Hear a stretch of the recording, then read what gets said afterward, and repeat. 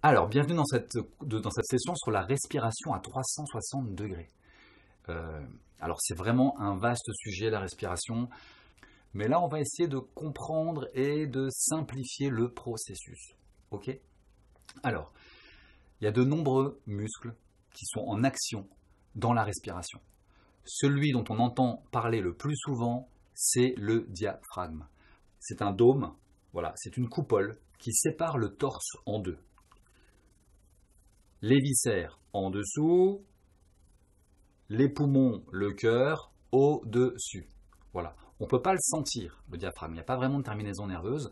En réalité, le diaphragme, on sait juste qu'il bouge par l'action des muscles qui l'entourent.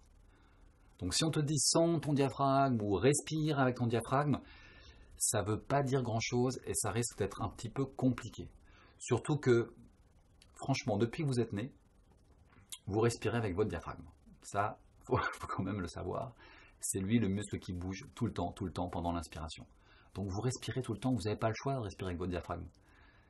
Le cerveau envoie une information au diaphragme qu'il faut inspirer. Du coup, celui-ci, qu'est-ce qu'il fait? Eh bien, il va s'élargir, il va s'aplatir, il va descendre. Voilà, il va descendre. C'est un dôme qui va faire. Et en descendant, ça fait comme un appel d'air. Comme il est accroché au poumon, en descendant, les poumons s'ouvrent comme des parachutes à l'envers et l'air rentre. En descendant, le diaphragme, l'air rentre. Et comme il descend, il va pousser les viscères vers le bas et vers l'extérieur. Et votre ventre sort.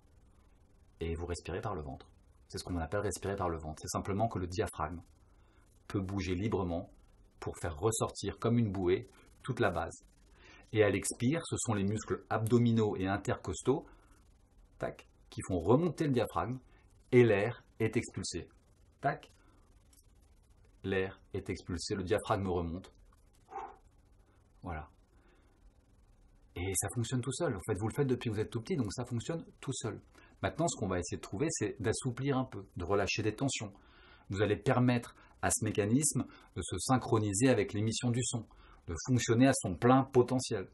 Plus vous allez être souple au niveau du diaphragme, et plus vous allez pouvoir chanter librement. Donc en fait, ce qu'on va apprendre, c'est engager cette respiration dans le chant. C'est parti!